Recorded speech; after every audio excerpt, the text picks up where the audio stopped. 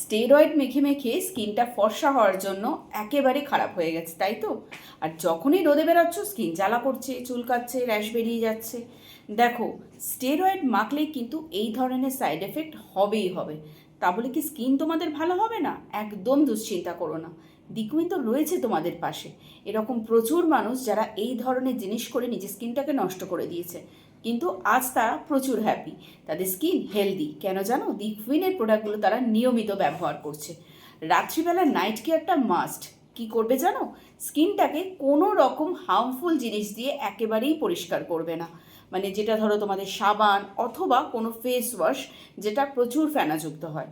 দি কুইনের এই উইলোভার ক্লিনজার, এই দি কুইনের উইলোভার ক্লিনজার দিয়ে মুখটা খুব পরিষ্কার করে ধুয়ে নেবে।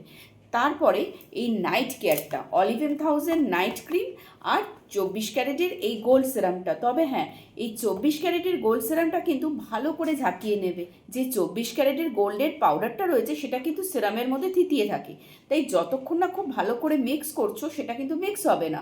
আগে ভালো করে মিক্স করে নাও। যেই দেখবে সিরামটা পুরো গোল্ডেন হয়ে গেছে, তখন তোমরা 2 থেকে 4 ফোঁটা নিয়ে এই অলিভ1000 একটা দারুণ ক্রিম, যেটা তোমাদের স্কিনও রিপেয়ার করবে, দাগছোপ রিমুভ করবে, তার সঙ্গে সঙ্গে একটা টান টান স্কিন তৈরি করবে। তার জন্য এই অলিভেমের সঙ্গে অবশ্যই 24 ক্যারেটের সিরামটা মিক্স করে নেবে, নিয়ে প্রতিদিন ব্যবহার করবে। ঘরে থাকলে বিকেলের দিকে ঘরেতেও এই নাইট কেয়ারটা করবে।